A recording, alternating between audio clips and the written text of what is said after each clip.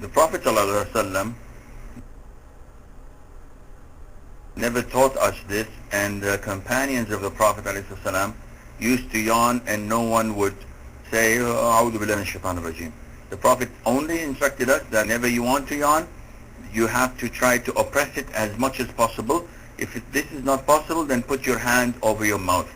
And he did not tell us to say, "A'udhu billahi minash shaitanir rajim." Therefore we do not say this, and Allah knows best.